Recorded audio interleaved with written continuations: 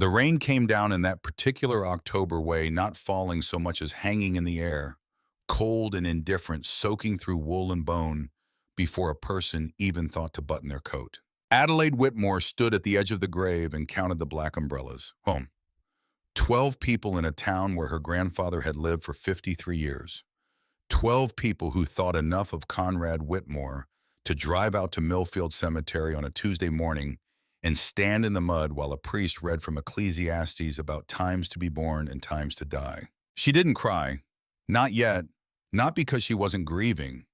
She was in that deep structural way that doesn't announce itself with tears, but instead rewires something fundamental inside a person, changes the way the light looks, the way silence feels.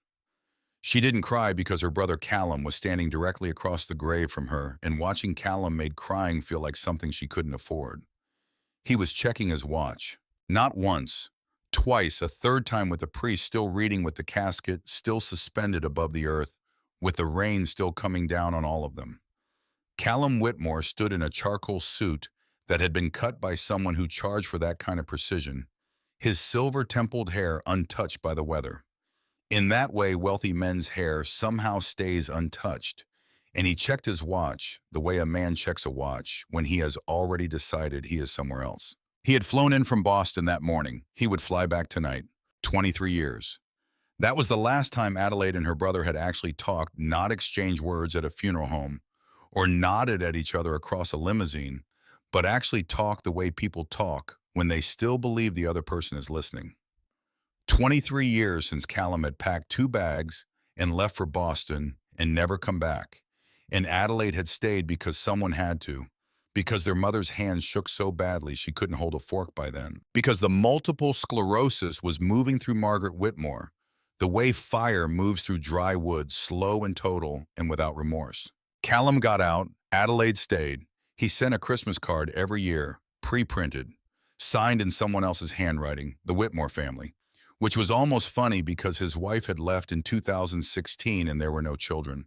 So the card was really just Callum's name inside a card with a wreath on the front, arriving every December like a reminder that somewhere out there her brother existed and had a printer. The priest closed the book. The 12 umbrellas began to move. People touched Adelaide's arm, said the things people say, and she nodded and said thank you, and meant none of it in any conscious way, because her whole self was somewhere else, back in room 14 at the Hartwell Senior Care Home 3 weeks ago, sitting beside the bed in the blue chair they kept for family, holding her grandfather's hand while his breathing changed. She had been there every night that last week. After her shift ended, she would drive the 11 minutes from the care home to the hospital park in the same spot on the 3rd level of the garage, take the same elevator walk, the same hallway. She knew which fluorescent light flickered above room 9. She knew which nurse worked nights and hummed to herself while she checked charts. She had learned the geography of that final week the way you learn any place you are not allowed to leave. The last night he had looked at her, really looked at her, not the unfocused interior gaze of a man pulling away from the world, but a direct, clear, specific look. His eyes finding hers across the low light of the room. His hand tightening around hers, once deliberate, the grip of a man who still had something to say and no longer had the means to say it. He held her gaze for a long moment, then his hand relaxed, then his breathing changed again, and the machine beside the bed began to speak in a language of numbers going the wrong direction, and Adelaide pressed the call button without looking away from his face. He died at 4:17 in the morning. Letting go of his hand felt wrong in a way she couldn't reason with. So she stayed with it for 11 more minutes until the nurses came, and she understood that staying was no longer something she could offer him, only something she was doing for herself. Now at the grave, Callum walked past her. He didn't stop. He said without looking at her directly, "I'll call you Thursday. We need to talk about the house." And then he was moving toward the black car idling at the cemetery gate, and Adelaide was standing in the rain with the gravediggers waiting at a respectful distance, and 12 sets of footprints already filling with water in the grass. She stayed until the casket was in the ground. Then she drove home to his house on Maple Street, and she cleaned. That was what she did when she didn't know what else to do. She had learned it from her mother, who had learned it from somewhere before the illness made even that impossible. Adelaide scrubbed the kitchen counters until her knuckles were raw. She bleached the bathroom tile. She pulled the refrigerator out from the wall and vacuumed the coils in the back, and then stood there looking at a decade of dust shaped like a refrigerator-sized shadow on the linoleum. She washed every dish in the cabinet, even the ones he hadn't used since her grandmother died. The floral plates from some other era stacked behind the everyday ones, delicate and forgotten. The house smelled like Murphy oil soap, the yellow bottle with the old-fashioned illustration on the label. He had used the same brand for 40 years, bought it at the same hardware store on Clement Street, paid cash because he paid cash for everything small. The smell of it was so specifically him that standing in the kitchen with the bottle in her hand was almost unbearable. Almost. She kept cleaning. She found the crying unpredictable. She would be making the bed in the spare room, tucking the corner of a sheet with the automatic competence of someone who had made 1,000 hospital beds, and then the sheet would be against her face, and she would be sitting on the floor with no memory of sitting down. Then it would pass. She would stand up. She would finish the corner. She would move on to the next thing. On Thursday, the phone rang. She was on a stepladder in the study, dusting the tops of the bookshelves, where the engineering manuals lived in their orderly rows, the spines organized by subject, and then by year, because that was how Conrad Whitmore organized things. The phone said Callum. She climbed down and picked up. He didn't say hello. He said there's a problem with the house. She sat on the edge of the desk. What kind of problem? There's a second mortgage. He took it out 4 years ago. He didn't tell me, which was a way of saying he hadn't told Callum, because Callum apparently believed their grandfather reported his financial decisions to Boston for approval. How much? Adelaide said. 68,000. 3 months behind. The bank has already filed for foreclosure. There's an auction scheduled 30 days out unless the balance is paid in full. She heard herself breathing. She heard the clock on the desk ticking. She heard the refrigerator hum from the kitchen down the hall. Can we pay it? I don't have it right now. Which was interesting because Callum had a 4-bedroom house in a suburb that had recently been profiled in a magazine about places people move to when they have arrived. He had a car that required its own category of insurance. He had things that added up to a person who had it. But she didn't say any of that. She said, what are the options? Callum said, we sell the house. We inventory the contents, put it on the market, use whatever proceeds, clear the mortgage to cover funeral costs, split the remainder. He'll be in Friday morning, he said. With his attorney, a man named Dex Langham. They'll begin the inventory process and have the listing paperwork ready before the weekend. Adelaide closed her eyes. She thought about the study, the bookshelves, the brown cardigan her grandfather had worn for 10 winters, hanging on the hook by the back door. She thought about the porch swing with the flaking white paint. She thought about the headrest of the leather chair worn dark from 40 years of the same head, resting in the same spot at the same hour every night. Callum hung up without saying goodbye, which was his way. She sat at the desk for a long time. She wasn't crying. She was doing something harder than crying, which was thinking clearly about a situation that felt designed to make thinking impossible.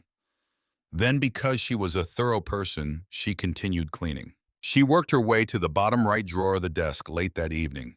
It had always stuck. She remembered that from childhood, remembered watching him wrestle with it, remembered the particular grunt he made when it finally gave. She pulled. It held. She pulled again harder, and the drawer came open with a jerk that sent her stumbling back a step.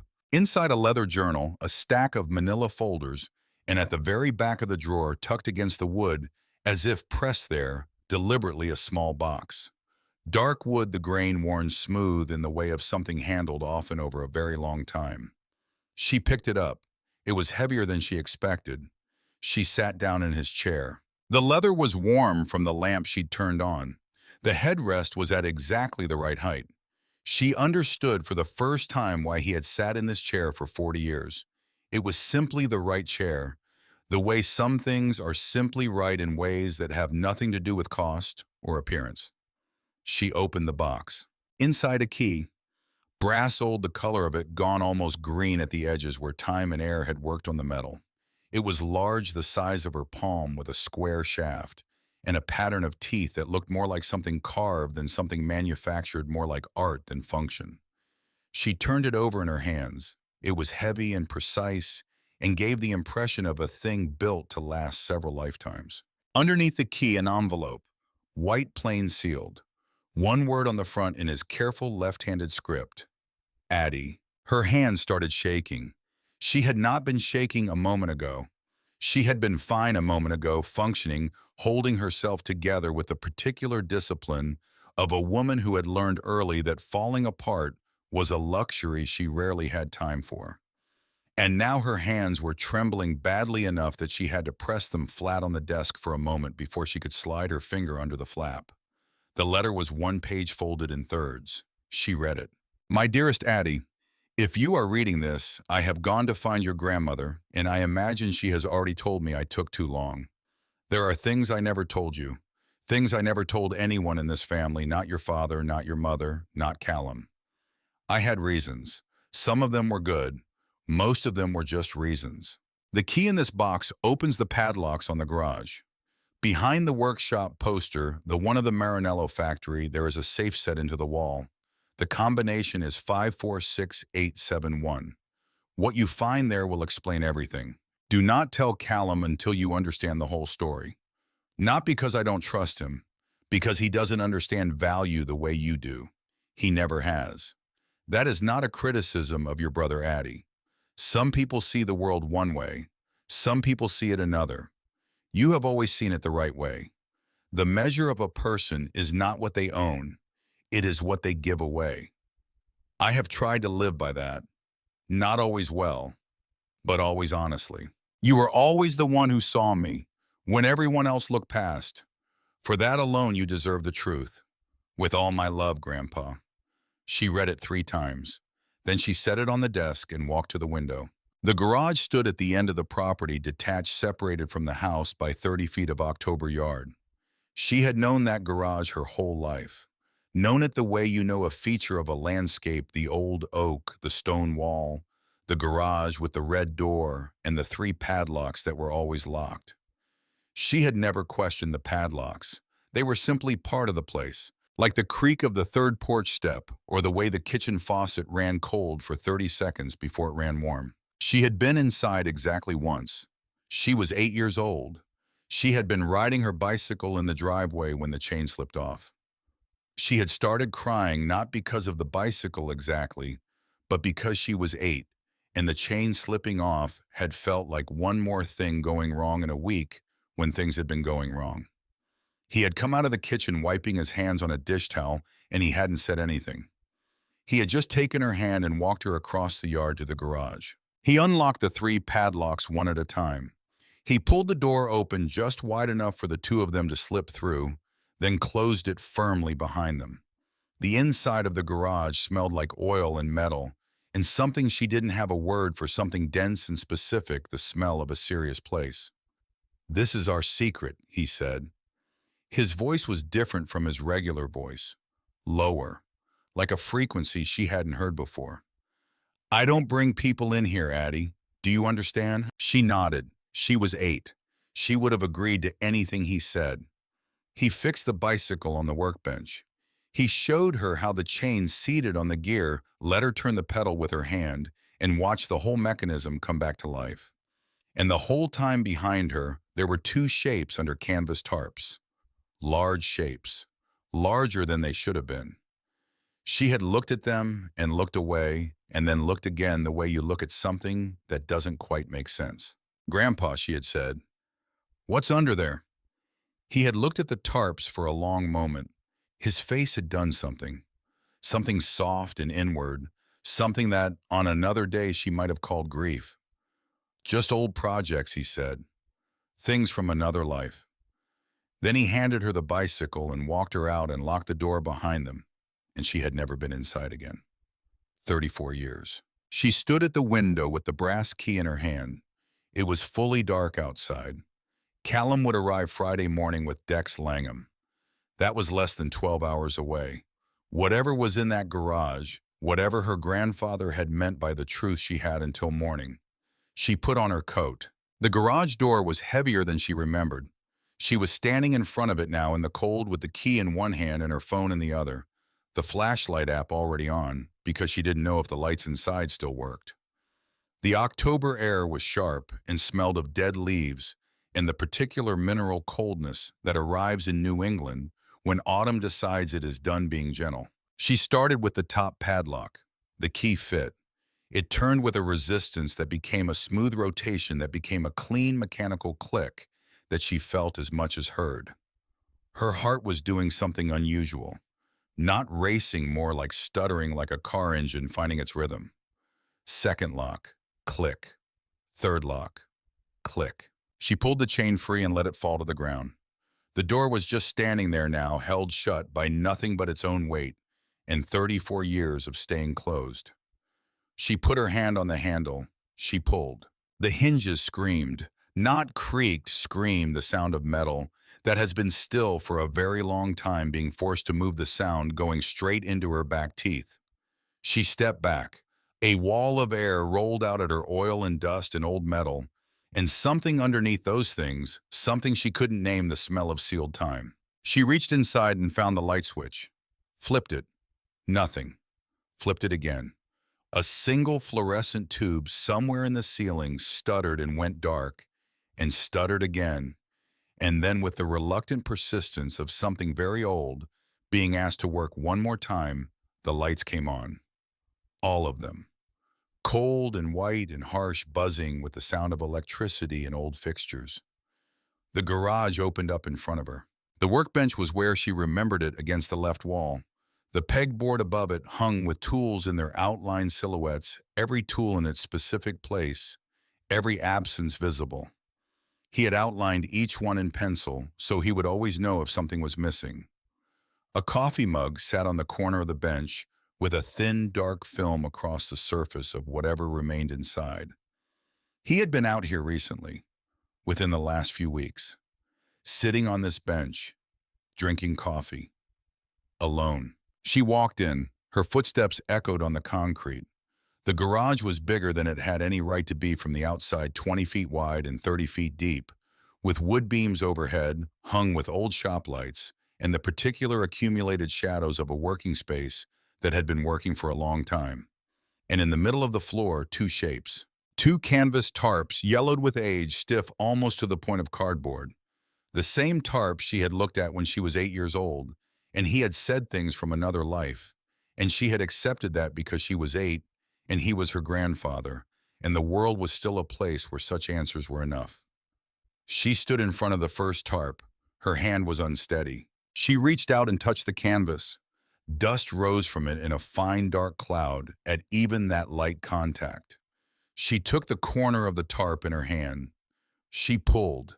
The dust came in a wave, a thick rolling explosion of it, and she stepped back, coughing with her eyes burning and her hands up over her face, and for 10 full seconds she could see nothing at all. Just the cold white buzz of the light somewhere above the cloud. The dust settled, slowly, particle by particle. The air clearing the way. Murky water clears not all at once, but in stages and layers, the nearest things appearing first and the farther ones following behind. A car, white, lower than any car she had ever seen outside of a photograph, shaped like something designed not to exist in the ordinary world. All hard angles and flat planes, wedge-shaped from the side like a paper airplane, translated into metal and steel. The front of it almost touched the floor. The roofline was barely at her waist. Every surface was a deliberate decision. Nothing on it was accidental. And the doors. She didn't understand the doors at first. They were closed, but they were hinged at the front, which meant they opened upward, not out to the side like a normal door, but up and forward like wings preparing for something. Like the car itself was impatient. She didn't know cars. She wanted to be clear with herself about that. She was a woman who drove a 14-year-old Honda Civic with a dent in the rear quarter panel and an air conditioning system that had stopped working in 2019. She did not know cars, but she knew this one. She knew it because every boy in her high school had a poster of this car on his bedroom wall. She knew it because she had grown up in a house where certain magazines were left on the coffee table, and the cover of one of them, she could see the cover as clearly as if it were in her hands right now, had shown a car exactly like this one, and the caption had said something about a legend, something about Italy, something about the 1980s being the era when this particular machine had become the shorthand for a certain kind of impossible dream. A Lamborghini Countach, white, 1985, in her grandfather's garage. She turned around slowly. She turned and faced the second shape. The second tarp was bigger, or maybe it only seemed bigger now that she understood what she was looking at. Longer, lower, with a different quality of curve beneath the canvas. Softer, more deliberate, the shape of something that had been designed to be looked at from every angle. She walked to it. Her legs were operating at a slight remove from her intention, the way legs sometimes do when the mind is overwhelmed and the body just keeps going on its own. She took the corner of the second tarp. She pulled. The dust was the same. The coughing was the same. The burning eyes were the same. But what was underneath was not the same as anything else in the world. Red. A red so deep it was almost a color that didn't have a name, almost something beyond the ordinary vocabulary of color. Italian racing red, but older than that, darker than that, the red of something made by hand in a specific place at a specific moment in history that could not be reproduced because the moment was gone and the hands were gone and the specific quality of attention that had made this possible no longer existed in the world. Long and low, the hood stretched out ahead of the windshield in a way that suggested forward motion, even standing still. The body was all curves, but they were decisive curves, each one going exactly as far as it needed to go and stopping with precision. It looked light despite its obvious mass. It looked alive. She knew this one too, not from a poster, from a magazine. December 1985, Road and Track. The issue her grandfather had left on the coffee table for months until the cover went soft at the corners from being picked up and set down so many times. The car on that cover had been red. The caption had said, "The Holy Grail." She had asked him, she remembered asking him, she must have been 5 or 6. She had asked him what a Holy Grail was. He had said something so rare and so beautiful that men spend their whole lives looking for it. She had asked, "Did you ever find one?" He had not answered. He had just turned the page. A Ferrari. A Ferrari 250 GTO. Adelaide Whitmore stood absolutely still in the center of her grandfather's garage. The two cars existed around her in the cold fluorescent light, and she understood in the way you understand things that are too large to process quickly, that everything she had believed about the shape of her grandfather's life had been wrong. Not slightly wrong, not off at the edges. Wrong at the center, wrong in the place where the whole structure rested. She sat down on the low wooden lip of the workbench. She put her hands on her knees. She looked at the Ferrari and then at the Lamborghini and then back at the Ferrari. They were still there every time. She had checked. And then she started laughing. She couldn't help it. And then she started crying, and she couldn't help that either, and for a while she couldn't tell which one she was doing. She just sat on the workbench in the dust and made the sound that was both of those things at once, and let the cold white light buzz overhead, and let the two impossible cars simply exist around her. Eventually she stopped. She stood up. She brushed the dust from her coat with hands that had mostly steadied. She looked at the Ferrari. She looked at the Lamborghini. They were still there. She walked back to the house. She sat at the kitchen table. She opened her laptop and typed Ferrari 250 GTO value and waited for the page to load, and then sat very still for a long time. She read it again. She read it a third time. The numbers did not change. Estimated value at recent auction, $50 to $70 million. For one car, she typed Lamborghini Countach 1985 value. Read those numbers. Set her hands flat on the table. The house was being foreclosed on for $68,000. There was something in the garage worth 1,000 times that. 10,000 times that. She closed the laptop. The kitchen was quiet around her. The same kitchen where he had drunk his coffee for 53 years. The same yellow curtains her grandmother had hung before Adelaide was born. The same crack in the ceiling plaster above the light fixture that had been there as long as she could remember, which meant it had been there longer than she could remember, which meant it was simply part of the house now, part of what the house was. She looked at the brass key on the table. She picked it up and held it. It was still warm from her hand. Outside on Maple Street, a car slowed and turned into the driveway. Then headlights swept across the kitchen window. Then another set of headlights behind the first. Then doors and voices and the particular sound of expensive shoes on the driveway gravel. Callum was early. Adelaide stood up from the table. She slid the brass key into the front pocket of her jeans and pressed her hand against it for a moment, feeling its weight and its warmth, feeling the shape of it against her palm. Then she walked to the front door and opened it before they could knock. Callum was on the porch in the charcoal suit. Different one from the funeral, or possibly the same one. She had no real way to tell. They all looked identical to her. His hair was perfect. His shoes were polished. He was carrying a briefcase that matched his general presentation in the way that things become matched when someone has spent decades ensuring that everything about them communicates a specific impression. Behind him stood a man she had not seen before. Tall, late 50s, maybe 60, gray hair combed back with a precision that suggested daily effort. A face that had the quality of a face that spent considerable time across conference tables from people who were about to hear something they didn't want to hear and had long ago decided that those people's feelings about that were not his primary concern. He was carrying his own briefcase darker than Callum's, and he was already looking past Adelaide into the house in the particular way of someone who is assessing rather than observing. Dex Langham. She knew without being told. Callum said, "Adelaide, you ready? We have a lot of ground to cover." She looked at her brother. She looked at the man behind him. She thought about the garage at the end of the property with its red door and its 3 padlocks now hanging open on the chain. She thought about the dust still on her coat sleeves that she had not entirely brushed away. She thought about the brass key warm against her thigh.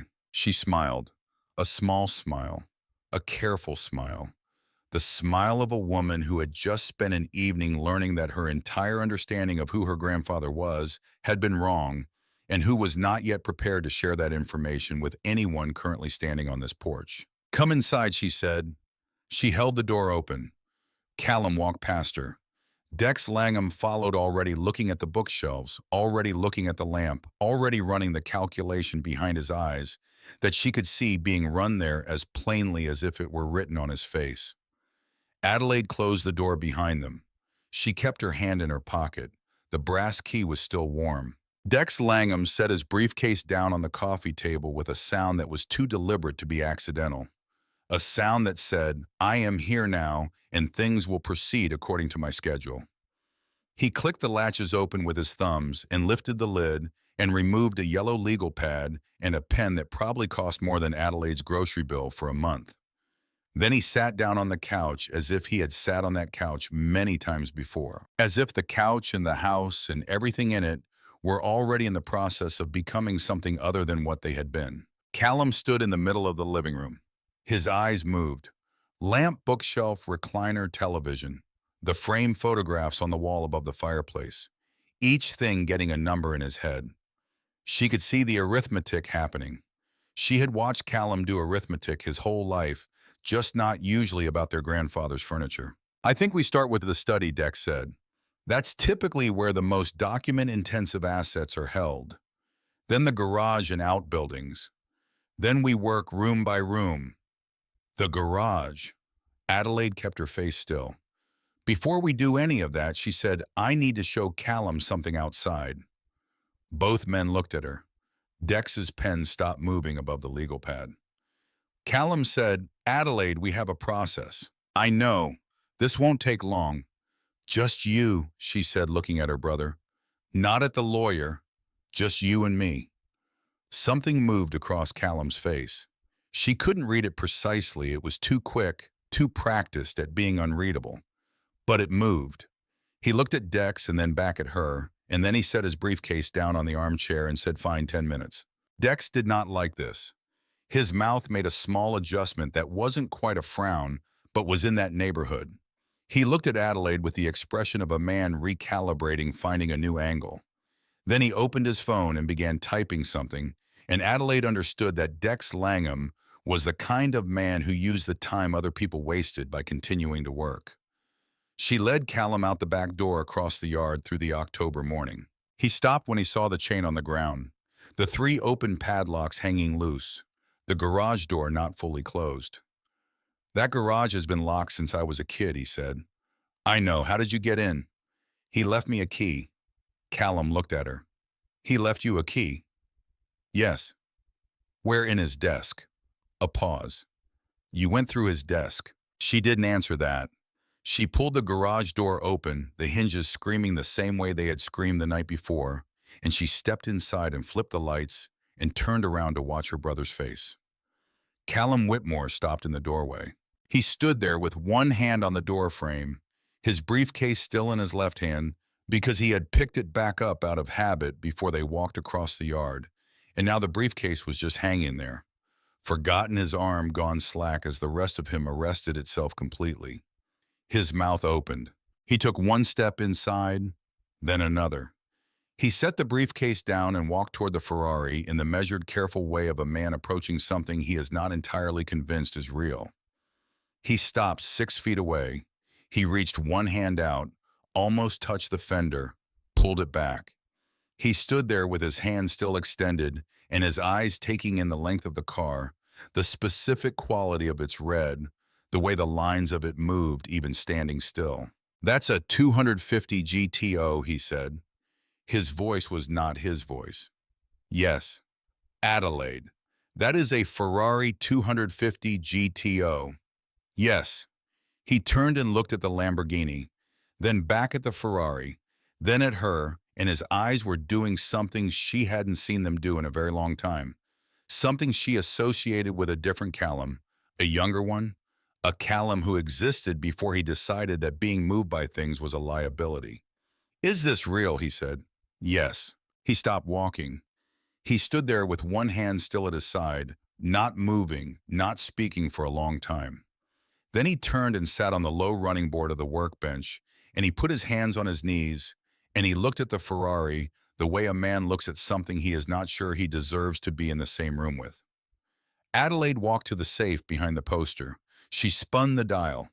The door swung open. She spread the documents across the workbench the way she had studied them the night before in the cold light alone. The Ferrari portfolio, the Lamborghini documentation, the photographs tied with brown string, and the manila folder with the 3 words on the front. Dispute, 1972. She handed Callum the folder first. He read it sitting on the workbench edge. She didn't rush him. She stood to the side and looked at the photograph she had found the night before. The one of her grandfather at 30, standing next to a man whose face she had seen on the cover of magazines, whose name was synonymous with the cars in this building. Both of them smiling in a garage that was not this garage somewhere in Italy, in a different decade, in a different version of her grandfather's life. Callum read for a long time. When he looked up, his face was a weather system. Confusion first moving into disbelief, moving into something darker and hotter that climbed up his neck in a way she recognized as the prelude to real anger. "He worked in Italy," Callum said. "Yes, in Maranello, starting in 1965. He was 26 years old, as an engineer. As an engineer, he developed something the documents don't specify exactly what, but the language used to describe it says substantial advancement and significant commercial value. Ferrari claimed it belonged to the company. He disagreed. There was a legal dispute that ran through 1971 and into 1972. And the settlement. The settlement, she said. "Yes. He got a car," Callum said. The words were flat and strange in his mouth. He got one car, and he had to sign away his name forever. And a financial payment. The documents mention it, but not the amount. Callum set the folder down on his knee. He stared at the Ferrari. "Mom died in a county hospital," he said. She heard the shift in his voice, the anger finding its specific target. Callum. He had this Adelaide. He had $70 million in this garage, and Mom died in a county hospital on a ward where the ceiling tiles had water stains. I know. She needed treatment, the real treatment, the kind that might have kept her walking for another 10 years. He had the money for it. He had it right here. She let him say it. She understood the need to say it. She had thought some version of it herself in the night sitting in his chair reading documents by lamplight, and she had felt the heat of it, the genuine injustice of it, before she had read far enough to understand the full shape of what had happened. Read the agreement, she said. Read what would have happened if he sold it, if he touched any of it. Callum picked the folder back up. He read further. She watched his face go through another cycle, slower this time. The anger still there, but underneath it, something else arriving. Something older and less comfortable than anger. Something that required more of a person than anger did. He couldn't tell anyone, Callum said. No, not even Mom. Not anyone. The agreement was absolute. If he disclosed the work, the settlement, the existence of the cars, if he sold them, transferred them, used the proceeds in any traceable way, everything reverted. Ferrari could take it back. All of it. The cars, the payment, everything. And potentially pursue damages beyond that. So he just kept it. For 54 years, while everything happened, yes, he kept it. Callum put the folder down beside him. He pressed both hands flat on his thighs. The charcoal suit was dusty now at the knees, and he still didn't seem to notice. He chose the car, Callum said. His voice had gone somewhere quiet and effortful. Over Mom. He chose his name, Adelaide said. She didn't know where the words came from. They arrived fully formed the way understanding sometimes does, not built piece by piece, but appearing whole as if it had been waiting somewhere just below the surface of her thinking. He chose his name, she said again. The car was proof, the only proof in the world that Conrad Whitmore had done something that mattered, that he had been somewhere and built something and changed the way an engine worked. If he sold it, he would lose the only evidence that any of it had happened. And the NDA meant he couldn't tell anyone regardless. So the car was all there was. Selling it wouldn't have just been spending money. It would have been agreeing that what they did to him in 1972 was acceptable. Callum looked at his hands. I called him a failure, he said. Adelaide went still. What? Callum's voice was very quiet. In 2003, that summer before I left for Boston for good, I came back one weekend to say goodbye, and he sat me down on the porch, and he said, Callum, you don't have to chase money to have a life. You can stay. You can build something here. And I was 25, and I was certain that he was wrong about everything, and I told him I didn't want to end up like him. A pause. I told him he was a small man in a small town, Adelaide. That's what I said, that I wasn't going to end up a small man in a small town. She didn't speak. He never said a word back to me. Not one word. He just looked at me the way he looked at things sometimes, like he was being patient with something that didn't deserve his patience. And then he got up and went inside. Callum put his face in his hands. He sat on the edge of the workbench in his grandfather's garage with his face in his hands, and he cried in the way that men cry who have not cried in a long time without sound, just the shaking of the shoulders and the water on the face when he finally lifted it. Adelaide moved to stand beside him. She didn't say anything. There wasn't anything to say that would have been adequate, and she had enough respect for the moment not to fill it with words that weren't.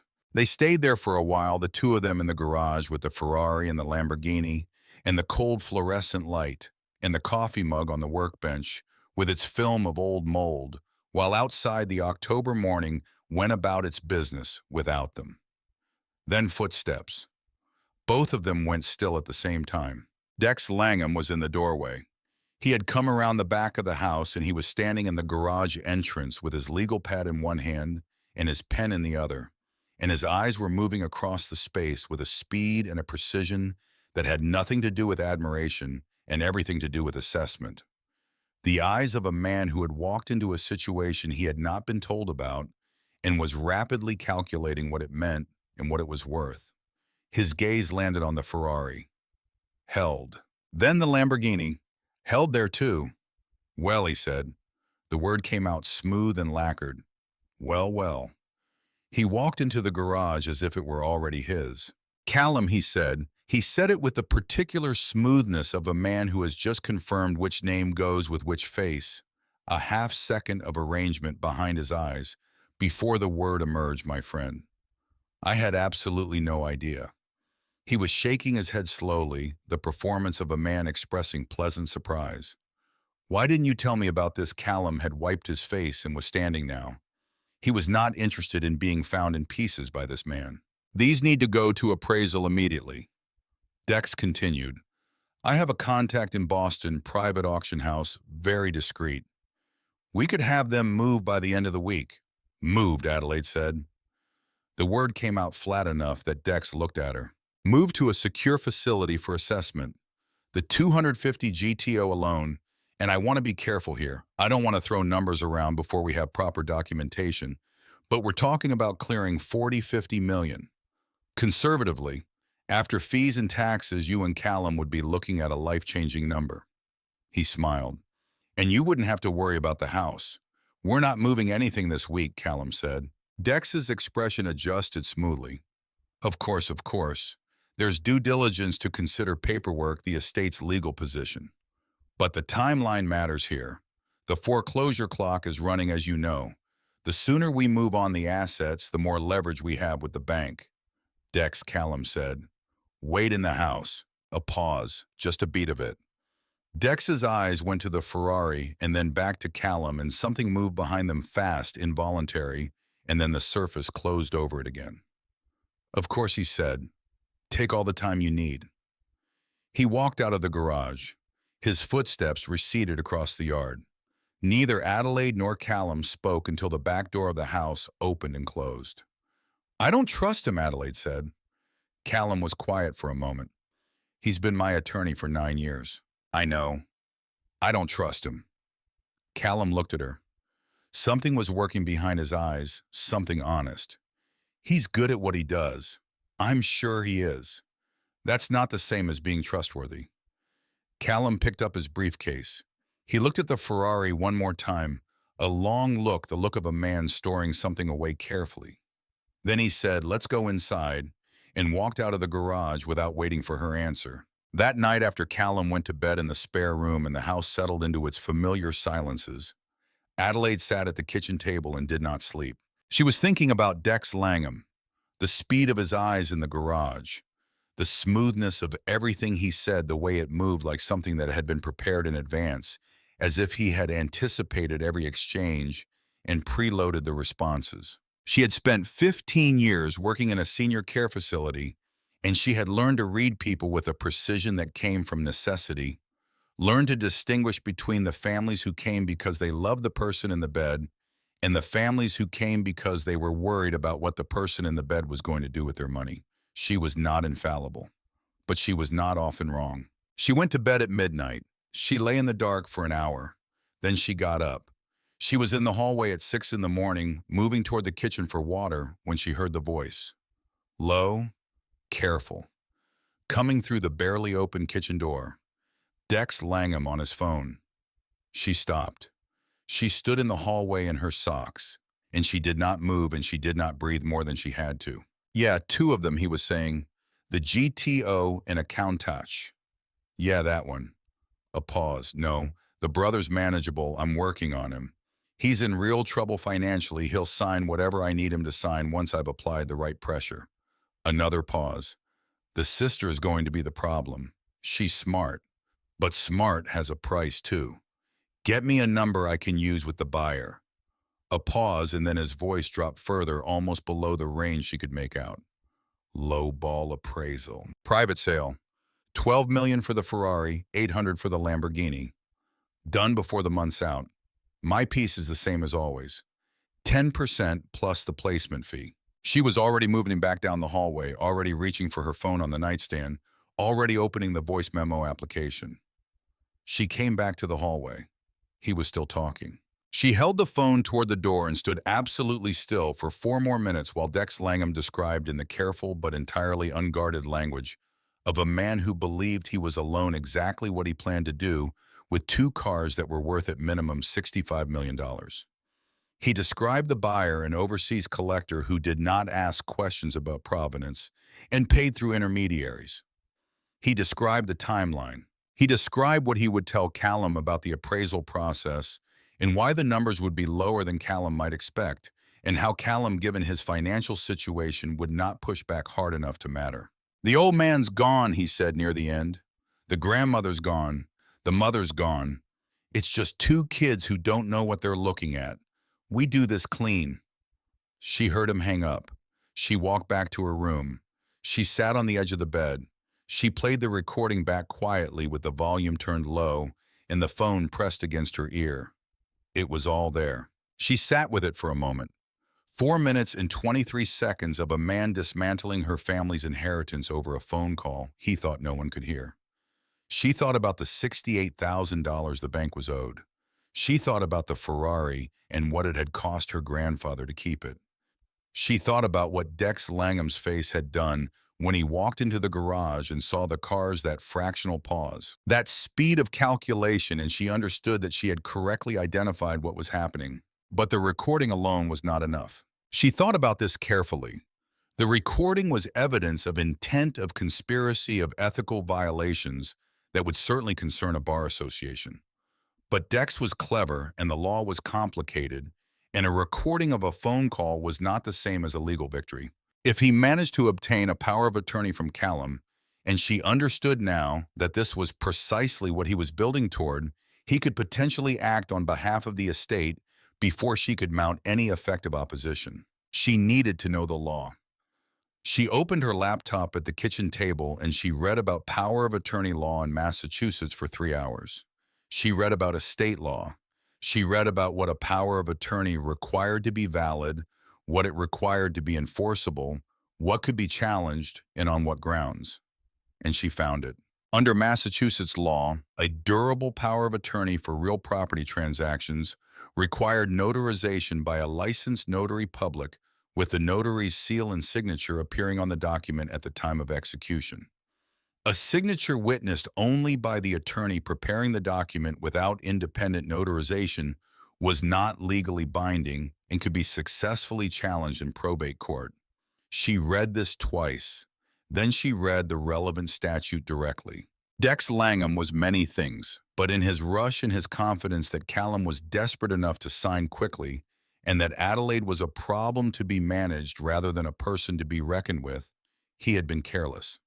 If he pushed Callum to sign before securing a notary, the document would be void. She closed the laptop. She needed to be ready, but she also needed to not show her hand. The next morning was a performance in which Adelaide Whitmore played a woman who did not know what she knew. She made coffee. She made toast. She set 3 places at the kitchen table and said good morning to Callum and good morning to Dex and answered Dex's questions about the property history and the estate documents with the cooperative vagueness of someone who was doing her best to be helpful and was simply not sure about the details. She watched Dex watch her. She watched him decide again that she was not the primary obstacle. After breakfast, Dex asked to speak with Callum alone. About estate strategy, he said. Some technical points about the asset transfer process that would bore Adelaide. She smiled and said, of course, and went upstairs. She did not go upstairs. She stood in the hallway outside the living room door, which was closed but not latched, and she listened. Dex's voice low and reasonable, Callum. I want to be direct with you. I know the situation you're in. I've been your attorney long enough to know you didn't come here just to settle your grandfather's estate. You came because you need this to work. You need the numbers to be real, and you need them quickly. Callum said nothing. I've been in touch with the buyer, Dex continued. He's serious, he's liquid, and he's prepared to move fast, which given the foreclosure timeline is exactly what we need. But for me to act on the estate's behalf in a way that protects you, that keeps you out of the probate complications and the appraisal delays and the back and forth with your sister, I need you to sign a power of attorney. Standard form. It just means I can execute the necessary transactions without having to get both of you in a room every time there's a document to sign. A long silence. What about Adelaide? Callum said. Adelaide will be compensated fully per the terms of the will. This isn't about cutting her out. It's about efficiency. Another silence. Longer. Adelaide moved away from the door. She went to the kitchen. She sat at the table. She was thinking very fast and very clearly the way she thought during emergencies at work, not panicked, but accelerated her mind-sorting options with a speed that her outward stillness didn't reveal. She heard the living room door open. She heard Callum's voice quieter than it should have been, "Where would I sign?" She stood up and walked into the living room. Callum was at the coffee table.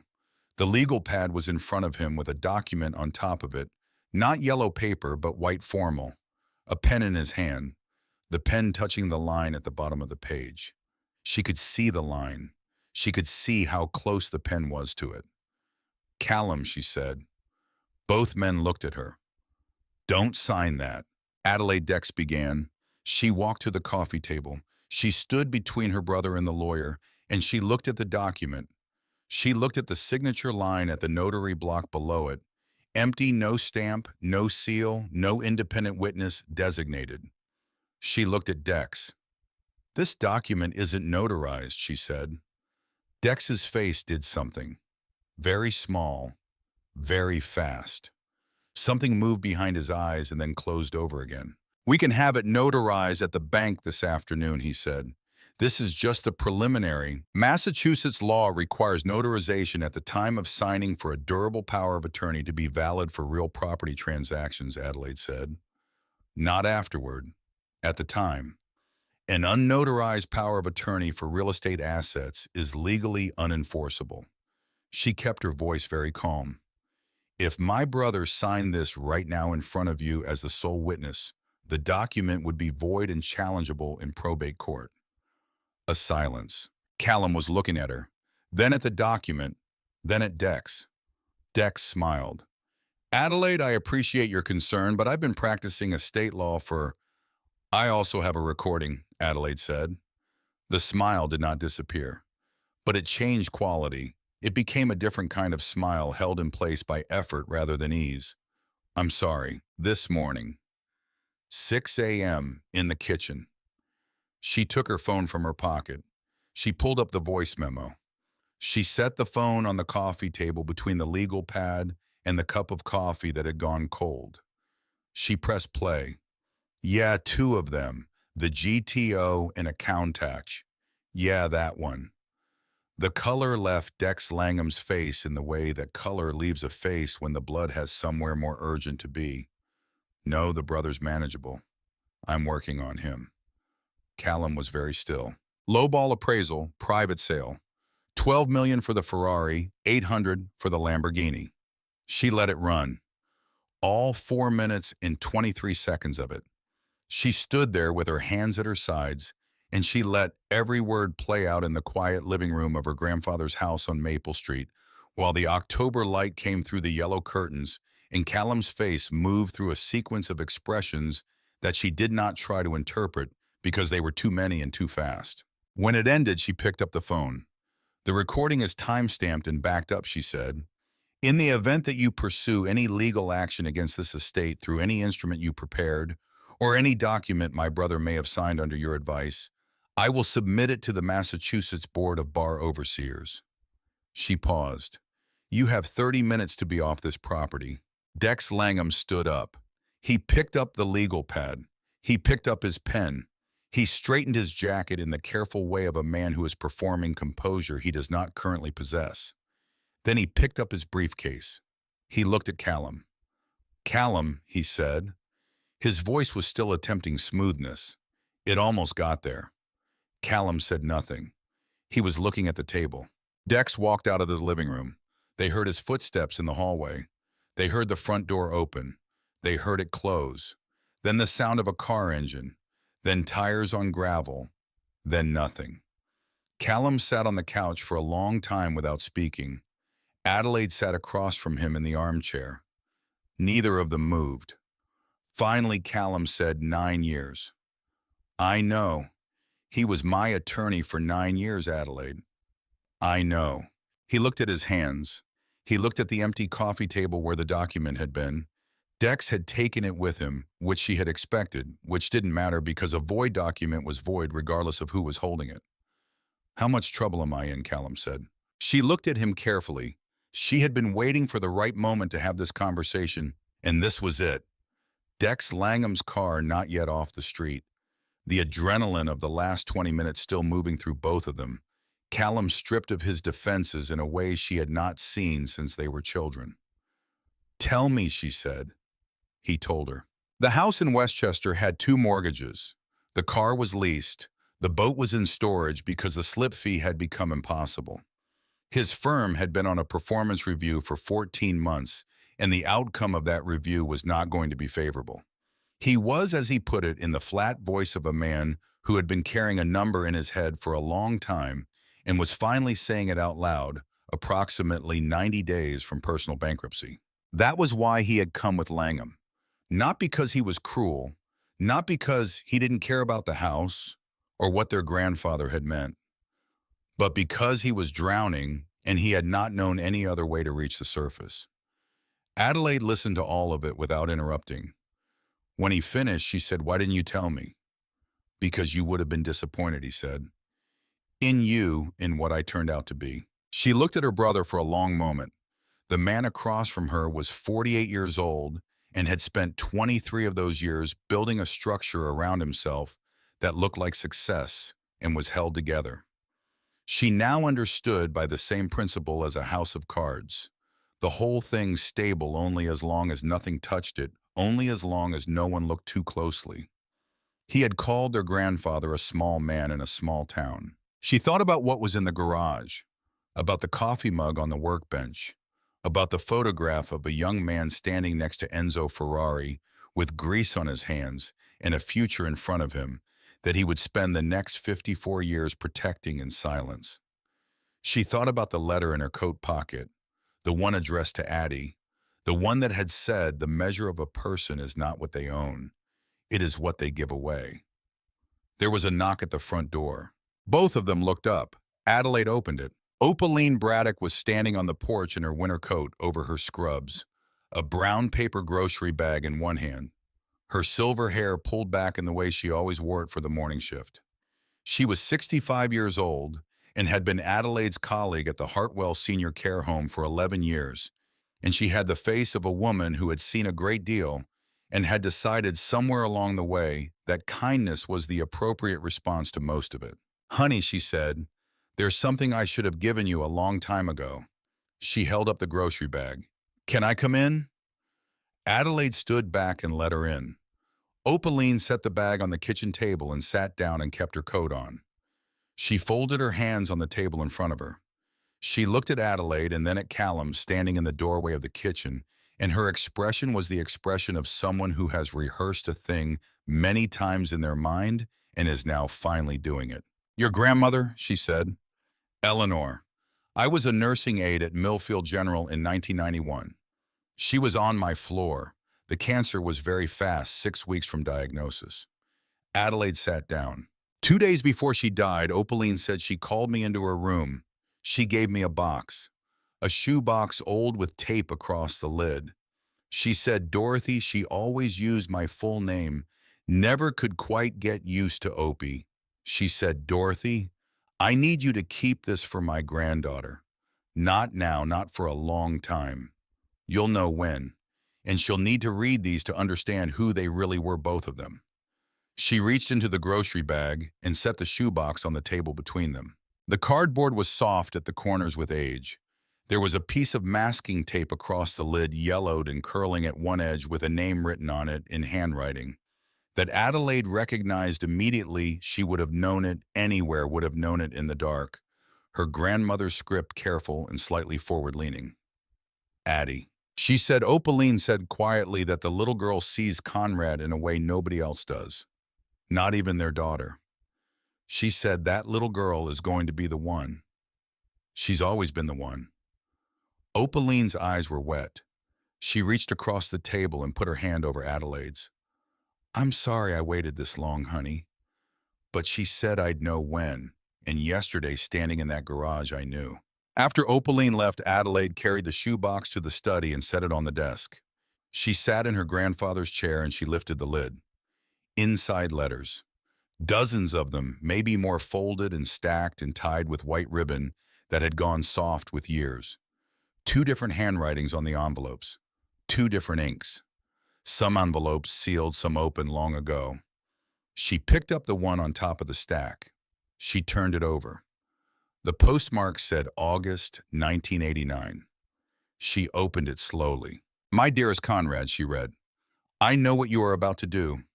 I know because I know you better than you know yourself after 22 years, which is the only advantage of being married to a man who does not speak unless he means it.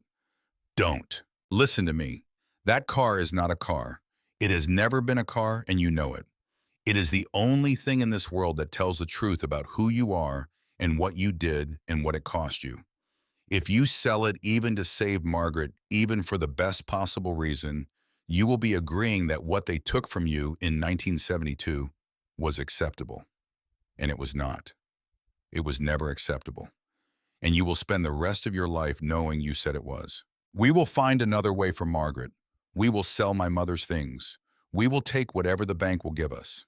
We will do what families do, Conrad, which is survive by holding on to each other.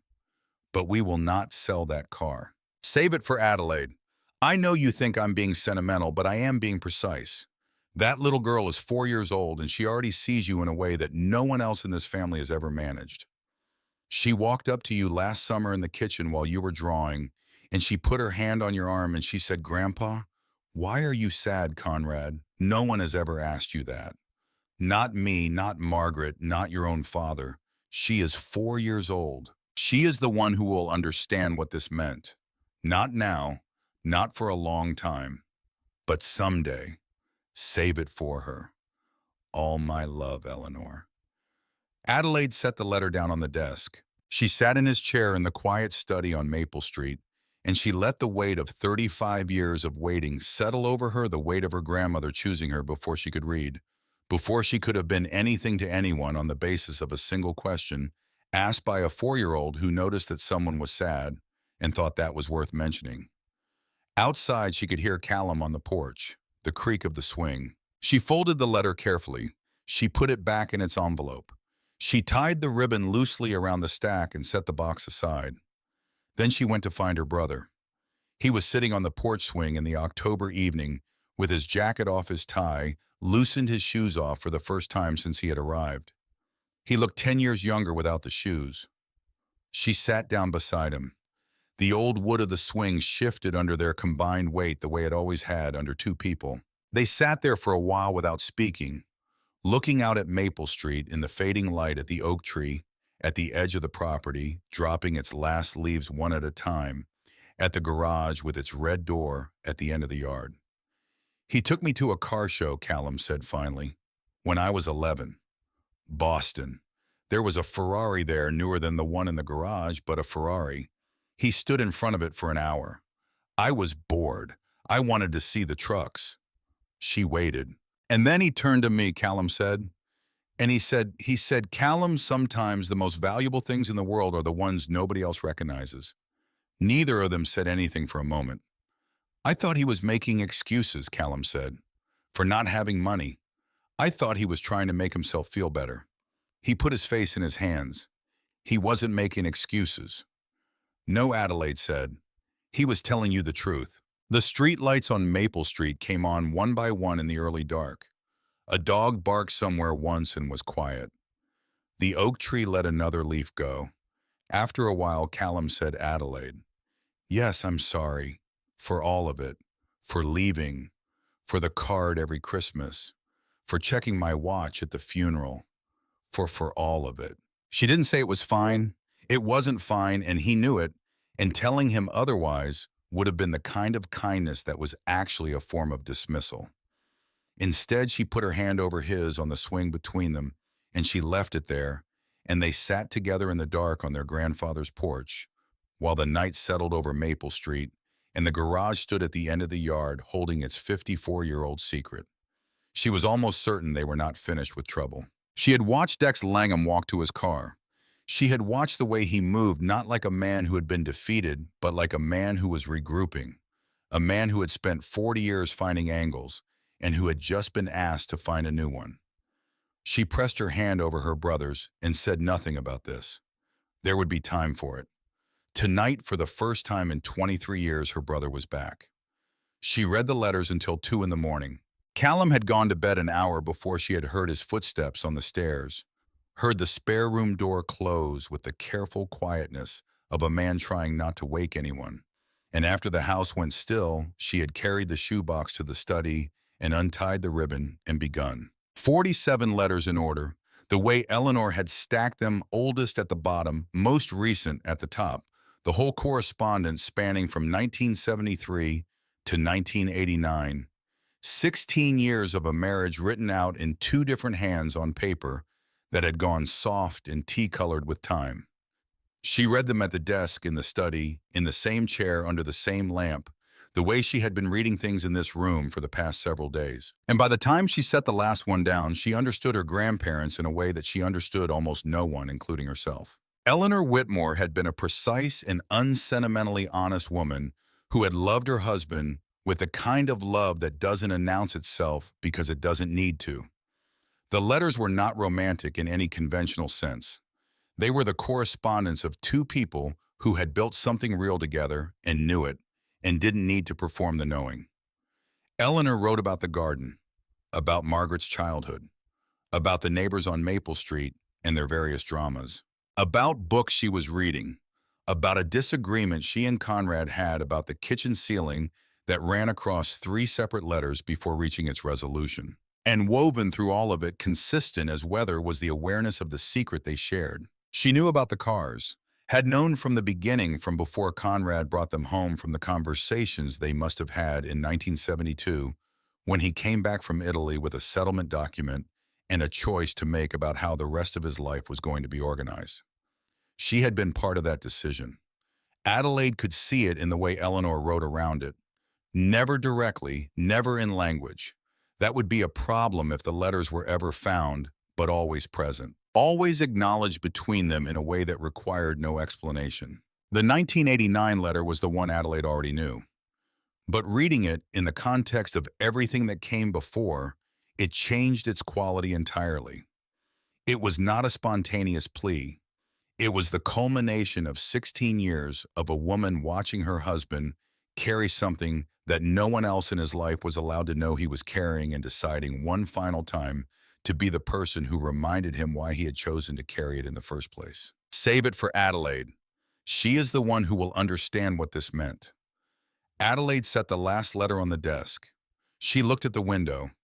The sky outside was the specific dark of 2 in the morning, not the blue-black of early evening or the first gray of approaching dawn, but the absolute and lightless dark of the hour when the night has fully committed to itself. She thought about a 4-year-old girl in a kitchen walking up to a man who was bent over a drawing he was making for no one and putting her hand on his arm and asking why he was sad. She had no memory of doing it. That was the strange part. She had no memory of that moment whatsoever, no trace of it, no sense of it lodged anywhere in her experience of herself. And yet it had changed everything. It had caused a woman dying of cancer to hand a shoebox to a nursing aide and say, "You'll know when." It had caused a man to pull canvas tarps off 2 cars every year on a birthday and say a name out loud to an empty garage. It had organized 54 years of silence around a single axis, and that axis was her, and she had not known it. She turned off the lamp. She did not go to sleep. She sat in the dark for a while, and then she went to the kitchen and made coffee and sat at the table and watched the window lighten.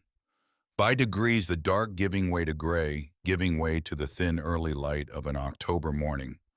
And she thought about what came next. She was thinking about Dex Langham. He had left the property without a scene, which was the thing that worried her. A man with no remaining options makes a scene. A man who is regrouping leaves quietly.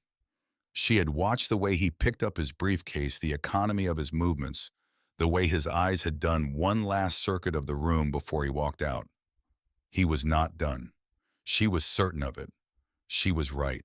The call came from a number she didn't recognize at 9:15 the next morning. She let it go to voicemail. She listened to it standing at the kitchen counter. It was a man who identified himself as representing Dex Langham's firm. He spoke in the measured, unhurried voice of someone who had made a very large number of these calls. He said that Mr. Langham had filed a petition in Hampton County Probate Court that morning. The petition asserted that the power of attorney signed by Callum Whitmore. 2 days prior, she had thought the document was void. She had been counting on the document being void was valid and enforceable as a witness instrument under the alternative provisions of Massachusetts estate law applicable in cases of emergency asset preservation. The bottom of her stomach went cold. She called Callum down. She played him the voicemail. He listened with his coffee cup halfway to his mouth and his face doing the thing she had watched it do too many times in the past several days, cycling through what it was feeling too quickly for any single expression to settle. Can he do that? Callum said. I don't know, Adelaide said. Not for certain. I thought the document was void. But estate law is complicated and he's been practicing it for 40 years, and I've been reading about it for one night. She paused. I need to find a lawyer. Today. How she thought about this. She had $1,100 in her checking account. She had a car that was 14 years old in a one-bedroom apartment above a bookstore and a job that paid $38,000 a year. She did not have the kind of resources that retained estate attorneys on short notice. She called Opaline Braddock. Opie, she said when she answered, I need to borrow money. How much? Whatever a retainer costs for an estate attorney in Springfield. I'll pay you back from the estate once this is resolved. If you're not comfortable with that, I completely understand. A pause of about 3 seconds. Then I'll transfer it this morning. In Adelaide, I know a woman, Harriet Foss. She's in Northampton. She's retired, but she still takes cases when it matters to her. Let me call her first. Harriet Foss called Adelaide at 10:45. She had a voice like a woman who had spent 30 years in courtrooms and had stopped being interested in anything that wasn't the essential question. She listened to Adelaide describe the situation without interrupting. When Adelaide finished, Harriet said, send me the recording, send me the original NDA document, and send me whatever documentation you have of the assets in question. I'll read everything this afternoon. At 2 o'clock, Harriet called back. The power of attorney argument is weak, she said. The emergency asset preservation provision he's citing applies to liquid financial assets in cases where there is an immediate risk of dissipation. It does not apply to physical property, particularly not to physical property with complex title and provenance history. His petition is aggressive, and it might buy him a week in front of an accommodating judge, but it won't hold. Adelaide let out a breath. However, Harriet continued, the recording is the more significant issue. If he's already communicated with a buyer and discussed specific transaction terms for assets, he does not have legal authority to sell that crosses into fraud. Potentially wire fraud depending on how the communication happened. That's a different matter entirely. What do I do? You come to the hearing with the recording, the NDA, and the asset documentation.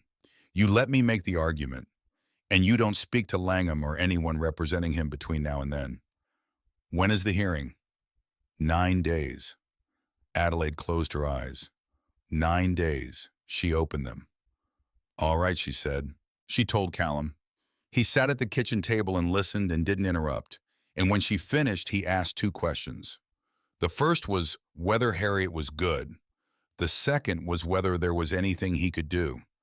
There's one thing Adelaide said, I need you at the hearing, on the record, stating that you signed under duress and without independent legal advice, and that you had no understanding of the full value of the assets at the time of signing. He nodded. Then he said, Adelaide, I hired him.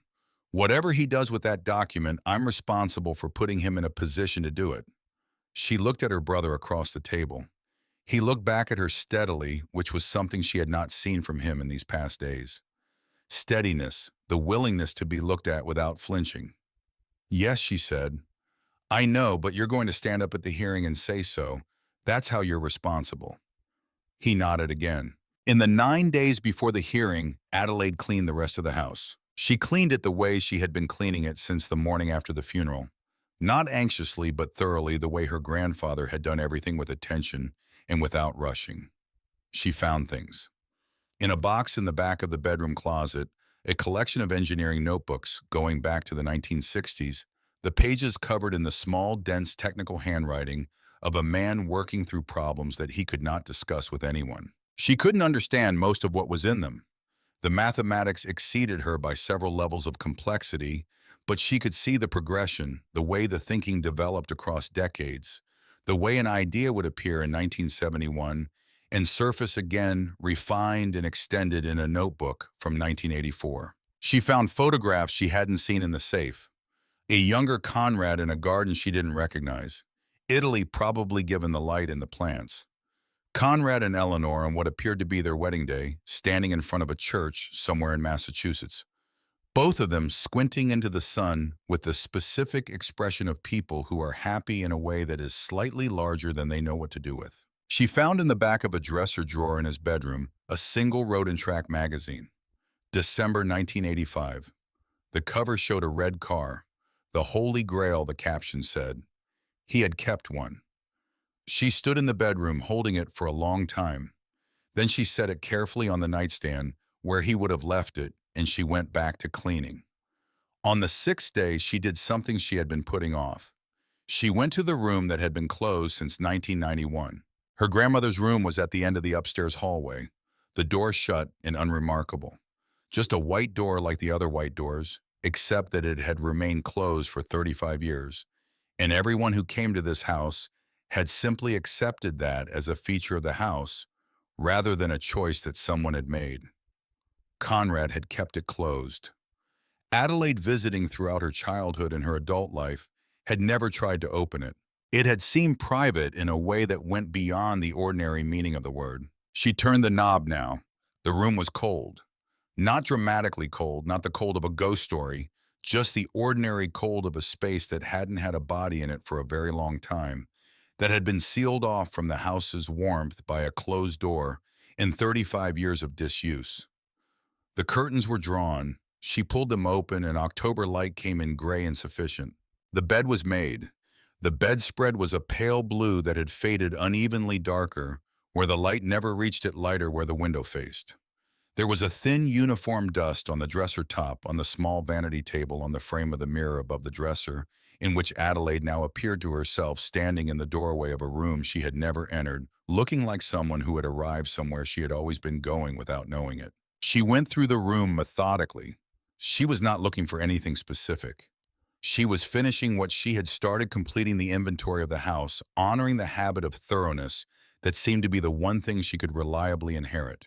The closet held clothes from another era, dresses and fabrics that didn't exist in stores anymore. A winter coat with a real fur collar, dark brown, that was the kind of garment that would have been expensive when it was new. She bagged them for donation. The shoes, the hats, two of them, in boxes on the shelf, one black and one the specific green of a color that had a different name then.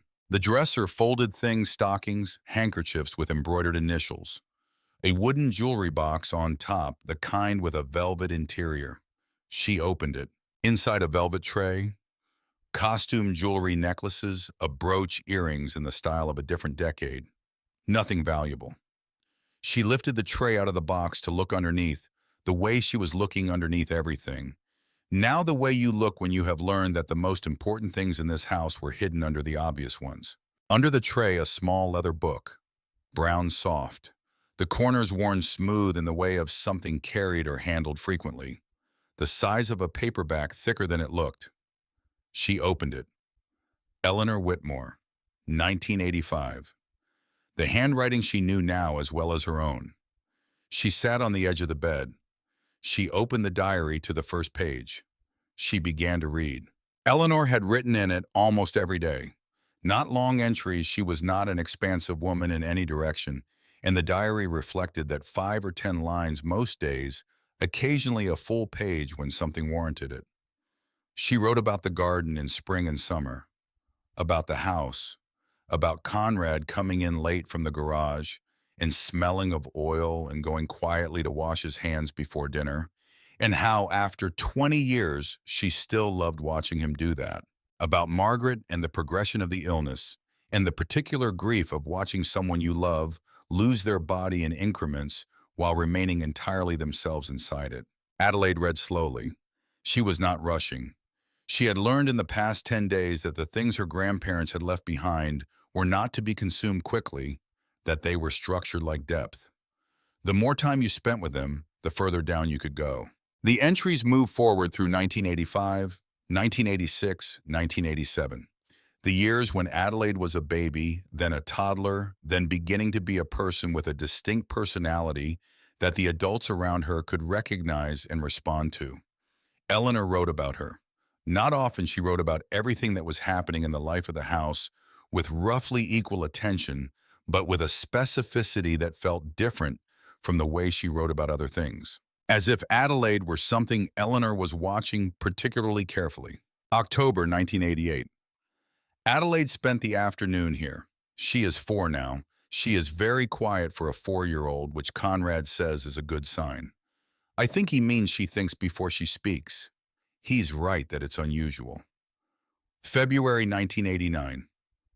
Adelaide asked me today what's inside the garage. I said old cars.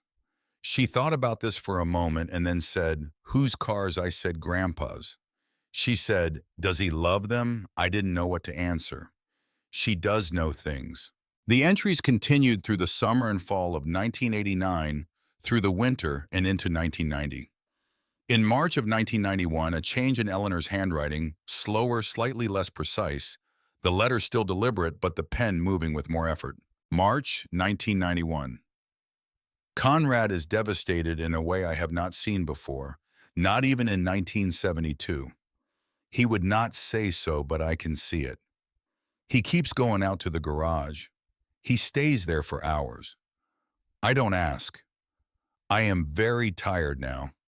The doctors are measuring things in months, but I think they are being kind about the number. Then a gap. Several months of empty pages, dates, but no entries, just the dates, as if Eleanor had opened the diary each day, intending to write and found nothing there when she looked. Then the final entry. September 14th, 1991. Adelaide sat on the edge of the bed in the October light and read it. I am leaving this week. I know it without being told. The body explains itself clearly enough when it is finishing. I am not afraid. I want to say that plainly because I know Conrad will need to hear it someday, even if I cannot tell him myself. I am not afraid. I have had a life that was full of the things that make a life full, and the fullest part of it was him, even when he was impossible, and even when the silence was heavy, and even when I wished just once that he could tell someone what he had done so that the pride I felt could be shared rather than held alone. He will be all right. He is the kind of man who is always all right. That is both his greatest quality and the thing about him that has sometimes made me loneliest. But I want to write about Adelaide. She was here 2 weeks ago with Margaret. She is 6 now, tall for 6. She has her grandfather's hands. I noticed it the last time she was here, and I notice it again whenever she reaches for something. The hands of a person who will be careful with objects because they understand that objects have histories. Conrad was at the kitchen table that afternoon. He was drawing something, I don't know what, some piece of something that exists only in his mind, the way he draws things that will never be built but need to be worked out on paper regardless. He was very deep in it. He was somewhere else entirely. Adelaide came into the kitchen. She stood behind him for a while watching him draw. She does that. She watches before she engages. She understands what she is looking at before she involves herself in it. And then she put her hand on his shoulder. He looked up. She said, "Grandpa, your shoulders look tired." I was standing in the doorway. I watched his face. Conrad Whitmore, who survived Ferrari and the NDA and the silence of 50 years and the long, slow dying of his daughter, who was not dead yet, but was going in a way that was almost worse.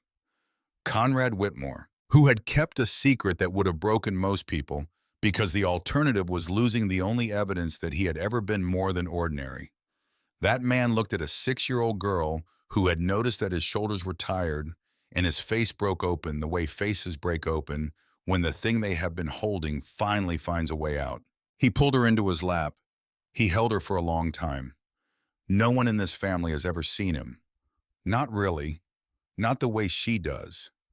I am giving him to her. I am giving all of it to her. She will understand when she is ready. Not now, not for a long time. But someday she will find what he left, and she will sit somewhere quiet, and she will understand that some people love you before you know you need to be loved. And that is the only inheritance that cannot be taxed or contested or sold to a private buyer in a quiet transaction in Boston. I trust her, with him, with all of it. Eleanor. Adelaide set the diary on the bed beside her. She sat very still in the room that had been closed for 35 years. The October light moved slightly as the clouds outside shifted. Somewhere down the street, a dog barked twice and was quiet. The house breathed around her. She did not cry. She was surprised by that. She had expected to cry, had been crying in fragments for 10 days. But what she felt now was not the kind of feeling that comes out as tears. It was larger and quieter than that. It was the feeling of understanding something completely for the first time, the feeling of a shape that has been obscure suddenly becoming clear, not because anything changed, but because you finally had all the pieces and could see what they made together.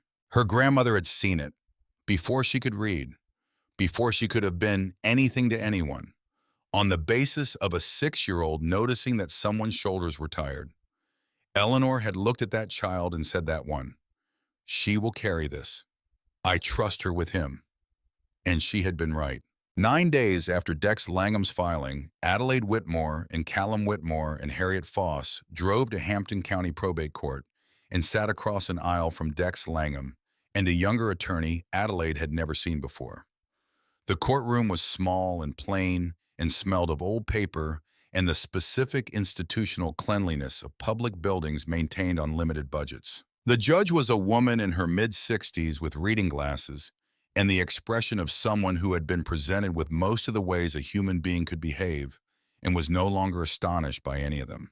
Harriet Foss made the argument clearly and without theater. The power of attorney, she explained, had not been notarized at the time of signing and therefore could not be considered valid under Massachusetts law as applied to real property transactions. She submitted the recording. She submitted the NDA document. She submitted the Ferrari portfolio and the Lamborghini title documentation. She submitted Conrad's letter to Adelaide, and she submitted a certified copy of Conrad's will, which named Adelaide as primary beneficiary of the estate, with Callum as secondary, not co-equal, as Dex had represented to Callum in the living room when he was describing how the asset division would work. Callum took the stand. He said what he had agreed to say in the flat, careful voice of a man delivering a truth that does not reflect well on him, that he had signed without independent legal counsel, without understanding the full scope of the estate's assets and under conditions of financial duress that his attorney had been aware of and had actively used to expedite the signing process. Dex's attorney made counter-arguments. They were intelligent counter-arguments built on the kind of legal ingenuity that comes from long practice and the specific motivation of a man who understood exactly what was at stake. But they were working against the recording, and the recording was very clear, and the judge had listened to it twice with her reading glasses off and her face arranged in a particular stillness that Harriet, leaning toward Adelaide during a recess, said was not a stillness that boded well for the opposing party. The judge ruled that afternoon. The power of attorney was void. The petition was dismissed. She referred the recording to the appropriate regulatory body and noted for the record that the conduct described in it would likely constitute grounds for disciplinary proceedings. Dex Langham, sitting at the opposing table, did not change expression. He was a man who had prepared himself for this possibility, which was not the same as being at peace with it, but was the practiced composure of someone who had learned to absorb professional losses without public display. He gathered his papers. He spoke briefly with his colleague. He did not look at Adelaide or Callum as he left the courtroom. She watched him go. She felt no particular satisfaction. Not because he didn't deserve consequences, he would face them, she was certain of that. The recording was on its way to the Bar Oversight Board, and Harriet had been clear about what that process typically yielded. But satisfaction requires something to push against, and Dex Langham walking out of that courtroom was simply a problem resolving itself. The garage was still her grandfather's. The cars were still there. The letters were still on the desk. None of that had changed. They drove back to Millfield in the early afternoon. Harriet Foss refused payment beyond the retainer, said the case had interested her, said to call if anything else came up. Adelaide thanked her in the parking lot and meant every word of it. The following Thursday morning, a black car she didn't recognize pulled into the driveway at Maple Street. She watched it from the kitchen window. A sedan very clean with Massachusetts plates and the bearing of a vehicle that belonged to an organization rather than an individual. The driver got out and came around to the rear door and opened it, and a man stepped out who was not from here. She knew that immediately in the way things sometimes before you have evidence for them. He was in his late 50s, white-haired in a coat the color of camel that was not an American coat, not in its cut or its weight. He carried a leather case.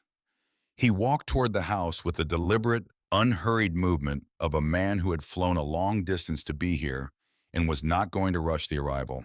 She went to the front door. He stopped on the porch.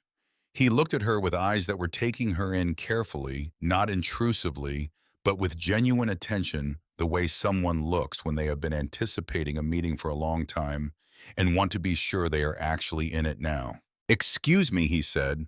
His English was precise and slightly formal in the way of someone who had learned it as an adult and had learned it very well. "I am sorry to disturb.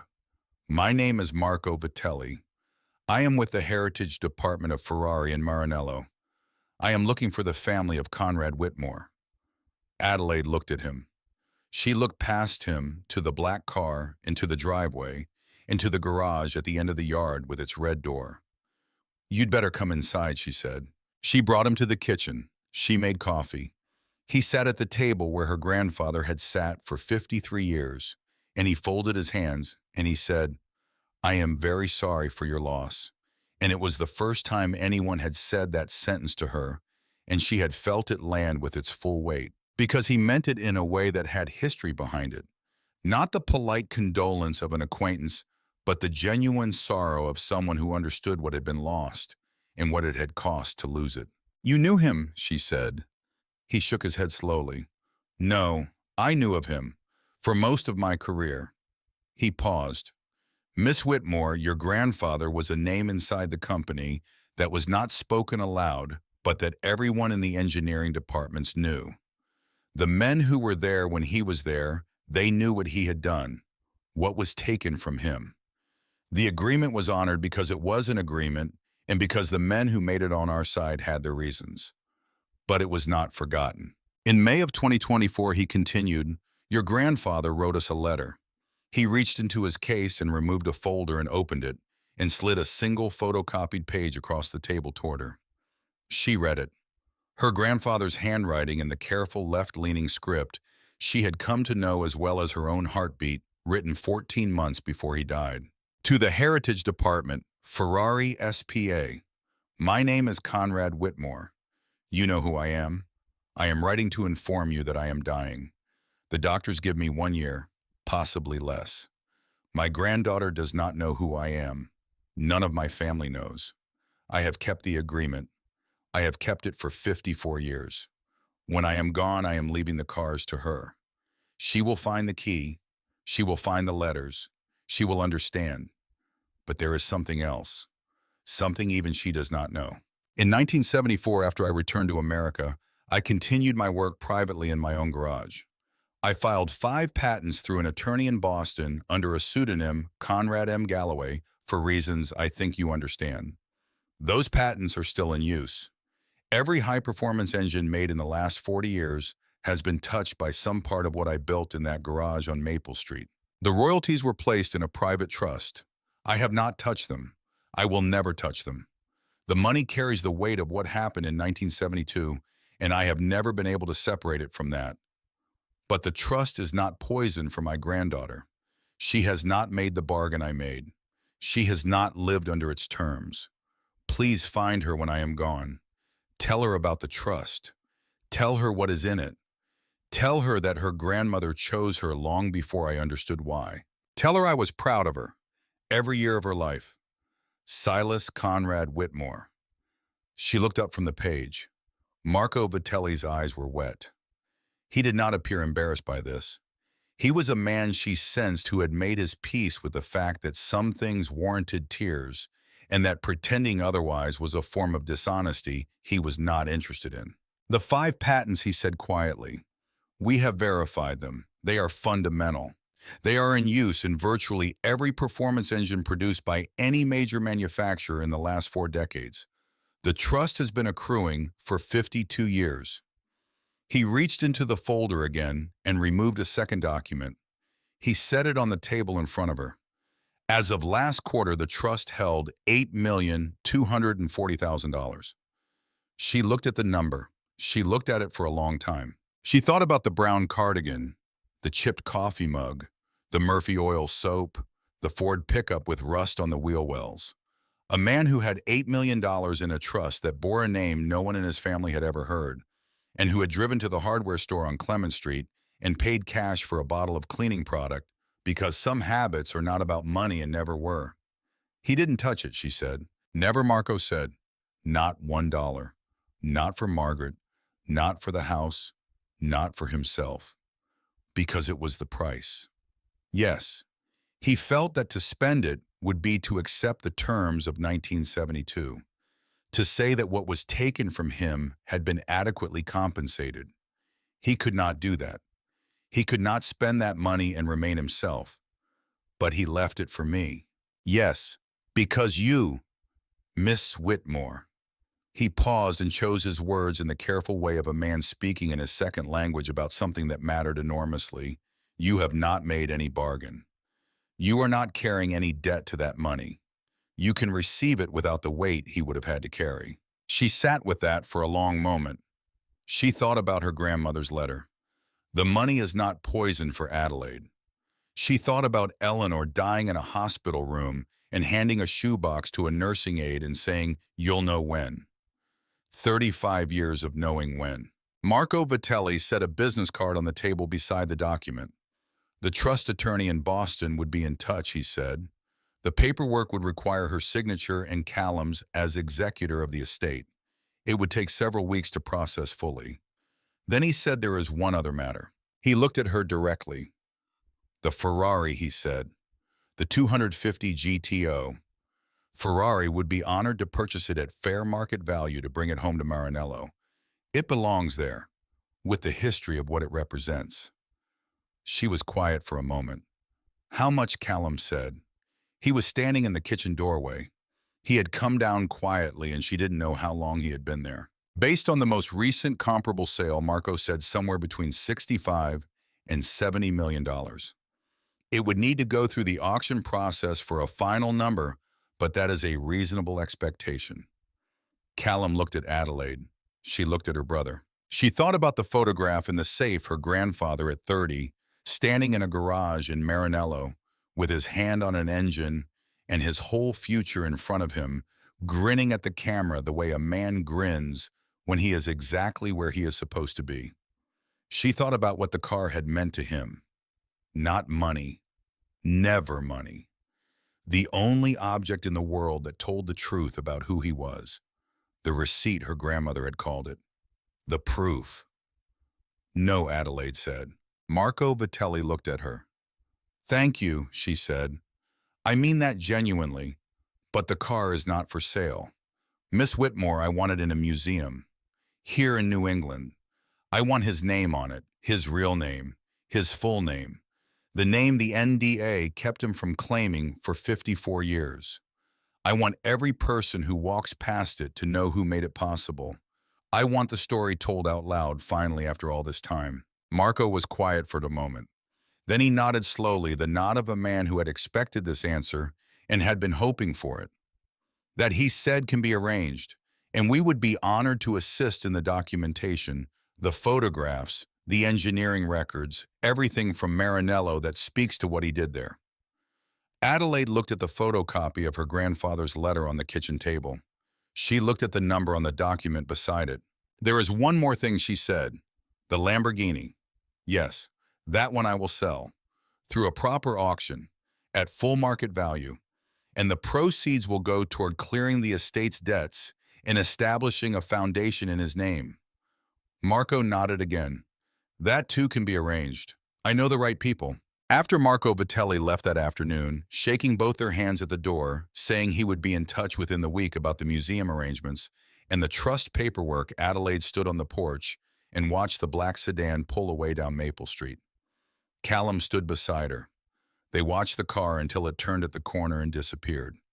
Adelaide, Callum said, "Yes." He was quiet for a moment. "Then I sold him short for 23 years. Yes. And he never said a word about it. No, he never did. They stood on the porch in the October afternoon, the two of them in the house that had almost been taken away and wasn't. The oak tree dropped another leaf. Somewhere down the street, children were walking home from school, the sound of them carrying on the cold air. "What do you want to do?" Callum said. "With all of it." She had been thinking about this.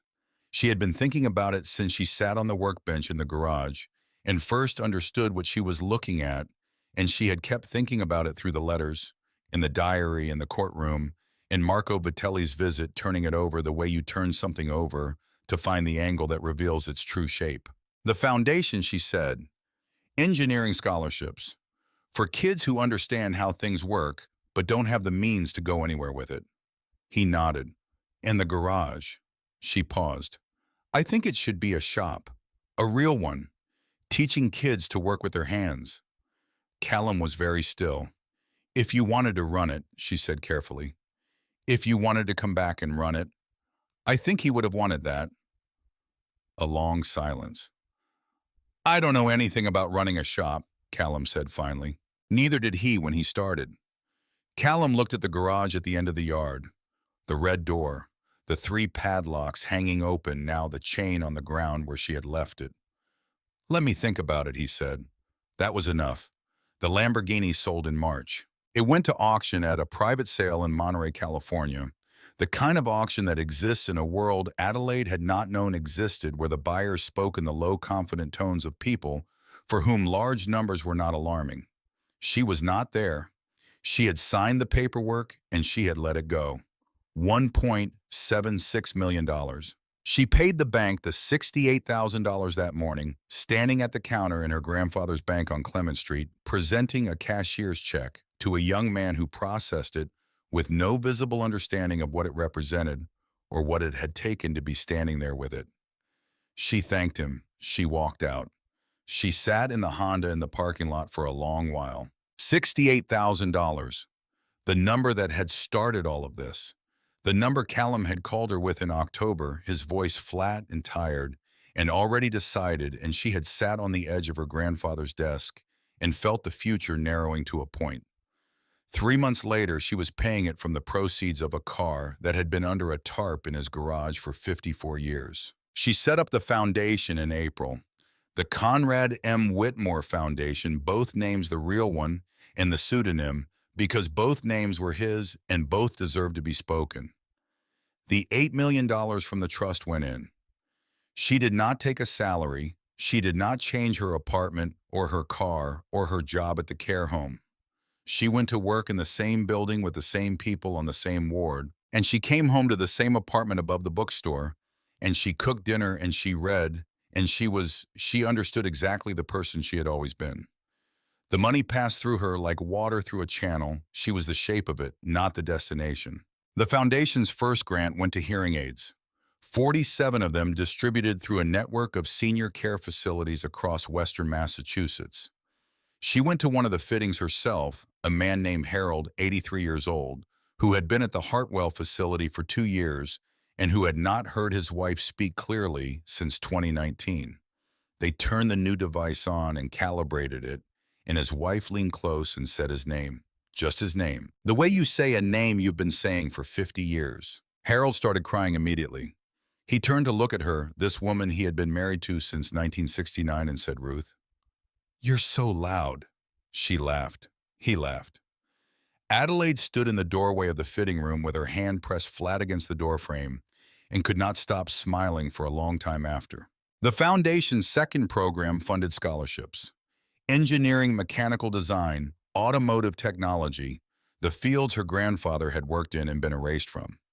5 scholarships in the first year. One of them went to a young woman from Worcester whose application essay described growing up in a house where no one had ever gone to college and where she had learned to fix the family's car out of necessity and discovered in the process that she understood how things worked in a way that felt like a language she had always known but had never been given permission to speak. She wrote Adelaide a letter the following spring. It said, "I don't know how to thank you, but I will spend the rest of my life trying." Adelaide wrote her back. She said, "Don't thank me. Build something, something quiet, something good. That's how you thank him." Callum came back in February. He sold the house in Westchester, both mortgages paid off in the sale, just enough left to start clean. He returned the lease on the car. He arrived at Maple Street on a Saturday morning in a rented truck with 3 boxes of personal belongings and stood on the porch in jeans that still looked slightly wrong on him, like a costume he was still learning to wear. He had found a small house on Linden Street, a foreclosure as it happened, $68,000. She laughed when he told her. She laughed until her eyes watered and he laughed with her. And then they stood on the porch together while the February air moved through the bare oak, and neither of them needed to say what they were both thinking. He opened the shop in March, the same month the Lamborghini sold, the same month the snow finally began to melt off the yard. He converted the back half of the garage, the half where the Lamborghini had stood, into a classroom and a second bay. He put up a sign that Adelaide found one morning when she came out with coffee, Conrad's. Just that. Conrad's. He told her he had ordered the sign before he told her he was going to do it. She didn't say anything. She stood in the yard holding 2 coffee mugs and looked at the sign above the red door and felt something move through her that she didn't have an adequate word for. She handed him his coffee. They drank it standing in the yard in the March cold, looking at the sign. The New England Transportation Museum dedicated the Ferrari in May on a Saturday morning when the light came through the skylights at the angle that made the red of the car almost too red to look at, directly the way certain things in certain lights exceed what the eye expects of them. Adelaide stood at the podium in a black dress she had bought at a consignment shop in Northampton for $40 because it was a good dress and the price seemed right. There were 200 people in the room: journalists, collectors, museum trustees, engineers from firms whose names she recognized from the notebooks she had found in the closet. Marco Vitelli had flown in from Maranello. Opaline Braddock was there in a blue dress that suited her perfectly. Harriet Foss had driven from Northampton and stood in the back with her arms folded in the posture of a woman who did not come to things like this often and had not yet decided what she thought of it. Callum stood near the front. He was wearing a suit, a new one she could tell bought for this occasion, less expensive than the ones he used to wear, and somehow better fitting for it. He had a small grease stain on the back of his right hand that he hadn't noticed or hadn't bothered to remove. Behind the podium, in a glass case framed by the light from the skylights, the Ferrari 250 GTO, 54 years out from under a canvas tarp. Rosso Corsa, the red of something made by hand at a specific moment in history that would not come again. On the wall beside it, a bronze plaque. Conrad Whitmore, 1939 to 2026. Engineer, innovator. He changed the way an engine breathes. He never asked anyone to know it. She looked out at the 200 people. "My grandfather," she said, "was a man who fixed my bicycle when I was 8 years old." The room was quiet. He brought me into his garage. He showed me how the chain seated on the gear. He let me turn the pedal with my hand and watch everything come back to life. And when we walked out, he told me, "This is our secret." She paused. I was 8. I thought he meant the bicycle. A small laugh moved through the room. "I'm 42 now, and I have been thinking about that morning for the past 8 months. About what he meant. About a man who spent 54 years keeping something in a locked garage, not because he was ashamed of it, but because there was no way to let it out without losing the only thing that proved it was real." She looked down at the podium for a moment, then back up. "My grandfather wrote me a letter before he died. He said the measure of a person is not what they own. It is what they give away." She stopped. I'm here today to give you my grandfather, she said. I'm giving him to this museum, to this car, to every person who walks past that plaque for the next 100 years and reads the name on it and says it out loud. Silas Conrad Whitmore. He earned this. He earned it a long time ago, and he was too quiet about it to take it for himself. So I'm taking it for him. The room stood up. The applause was long, and she didn't know what to do with her hands, so she put them at her sides and stood at the podium and let it happen. She looked at Callum. He was not clapping. He was just looking at her, and his face was completely open, completely, without the armor she had watched him wear for 23 years. And she understood that this was what her grandfather's story had finally managed to do. Not the cars, not the money, not the legal proceedings, but the plain and irreducible truth of a man who had loved his work and been silenced and kept going anyway in a garage alone, because he was a maker and makers make whether anyone is watching or not. That is the inheritance, she thought. That right there. A man who keeps making even when no one is watching and no one will ever know. That is the thing that passes from one person to another. That is what gets carried forward. 8 months after the dedication, Adelaide was sitting on the porch swing. The evening was October again. A year had come around the leaves on the oak tree, doing what leaves do in October, the light having that quality it only has in New England in the fall. Golden and already leaving already halfway to something else. She had the diary in her lap, Eleanor's diary open to the last entry, which she had read many times by now, but kept returning to the way you return to certain things. Not because you need to learn them again, but because you need to keep them true. I trust her. With him. With all of it. Behind her in the garage voices. There were 6 apprentices, now young people from the county's foster care program, and the court-referred youth registry kids, who had been told in various ways by various systems that they were not the kind of people things worked out for. Callum ran the shop with an accountant's precision and a patience Adelaide had not known he possessed and suspected he hadn't before this. He kept a yellow legal pad on the workbench with every job itemized in his careful handwriting. He had grease under his fingernails that he couldn't quite get out anymore, even on Sundays. There was a girl named Ruby, 16, 7 years in foster care, who had not spoken during her first 2 weeks at the shop and had stood at the edge of every task as if touching the tools might break something irreplaceable. 3 weeks ago, Callum had shown her how to time an engine. She had understood it immediately in the way that people understand things that they were somehow already built to understand.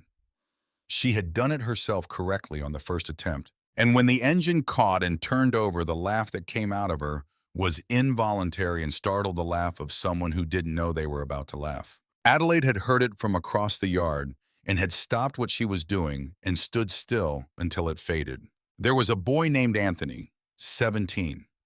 Last Tuesday, he had rebuilt a carburetor from components, working slowly and methodically through an afternoon, and when it was done, Callum had examined it and told him he was a natural. Anthony had cried, right there in the shop without covering his face, because he was 17 and had never been told he was a natural at anything, and didn't yet know that the appropriate response was to pretend it didn't matter as much as it did. Callum had told Adelaide about it over dinner. His voice had been carefully controlled in the way of a man who is not sure he can speak about something without losing his composure. Adelaide had nodded and then looked out the kitchen window for a moment while she collected herself. The porch swing shifted as Callum came out through the back door.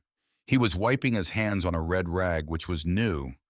Not the rag itself, but the casualness of it, the way it lived in his back pocket. Now the way a pen lives in a pocket, the way it appeared without him thinking about it. He had a coffee mug in his other hand, the chipped one.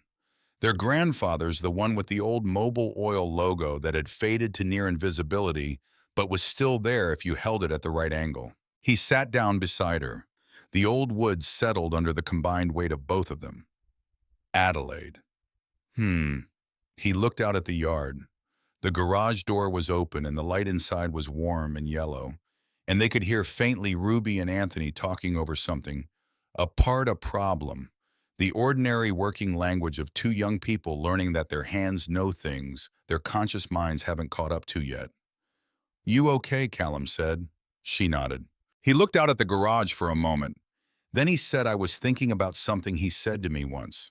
When I was maybe 12, he said the best work a person can do is the work that doesn't need explaining. It just does what it does whether anyone notices or not. She thought about that. I thought he was talking about car engines, Callum said. She smiled. Maybe he was. Maybe. He took a sip of coffee. Or maybe he was talking about everything else. The garage door was open and the light was on, and inside it Ruby laughed at something Anthony said, and Anthony's voice came back lower, and then they were both quiet for a moment, the way people are quiet when they are concentrating on something that matters.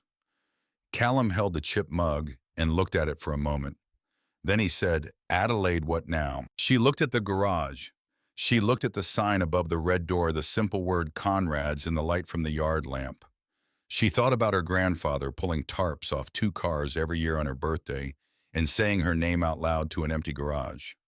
She thought about her grandmother in a hospital bed in September of 1991, handing a shoebox to a nursing aide and saying, you'll know when. She thought about Ruby's laugh and Anthony's tears and Harold turning to his wife in a fitting room and saying, Ruth, you're so loud. She thought about a girl from Worcester who was now in her 2nd year of engineering school on a scholarship that bore a name she had never heard before. It made her possible. She thought about what her grandfather had written in the last page of his journal, the entry she had found in the spring and had read so many times it had become part of her. You are the inheritance, Addie. Not the money, not the cars. You, and what you do with what I left you. Find someone. Some kid, some apprentice, some patient at the home, some 6-year-old at a kitchen table. See them. That's the inheritance. That's the only one that matters. That was the chain. That was what it meant. Not money passing from one generation to the next, not property or documents or the proceeds of an auction in Monterey. But attention, the act of seeing another person clearly, of looking at them and refusing to look past them, and letting that seeing do its work in the world long after the person who first looked was gone. Eleanor had seen Conrad. Conrad had seen Adelaide. Adelaide had found Ruby and Anthony. The girl from Worcester would someday see someone else. The chain would keep going in ways that no one in this yard on this October evening could predict or control, only trust. She looked at her brother. She squeezed his hand where it rested on the swing between them. Now we keep the chain going, she said. That's all. That's everything. We just keep the chain going. From inside the garage, Ruby's laugh came through the open door again, bright and unguarded, and completely itself the laugh of someone who is just beginning to understand that the world contains more room for them than anyone had previously thought to tell them. The street light at the end of the driveway flickered once and steadied and went on shining into the October dark. Callum looked at the light. He looked at the garage. He looked at the coffee mug in his hand, the chipped one, the one that had sat on the workbench for years in a place where no one was supposed to go. He said he used to pull the tarps off the cars on your birthday. Did you know that? She turned to look at him. Every year, Callum said. I didn't know what it meant. I came out here once, this was maybe 2008, 2009, I don't remember. I'd driven up for something, some reason. I came around the back of the house and I heard him. In the garage. Talking. The door was locked, but I could hear his voice through it. What was he saying? Callum looked at the garage for a long moment. He was saying your name, he said. Just your name. Adelaide. Like he was reminding himself of something. Or telling someone something. I didn't understand it then. A silence. I understand it now, Callum said. Adelaide pressed her hand over his. She didn't say anything. There wasn't anything to say that would have been more than what he had just given her, and she understood her grandfather well enough by now to know that some things are better held in silence than offered up as words. The wind came through the oak tree one more time, and the last leaves that were going to fall tonight let go, and the garage stood at the end of the yard with its light on and its door open, and the sound of 2 young people working inside it, and the sign above the red door said what it said. Conrad's. The measure of a person is not what they own. It is what they give away.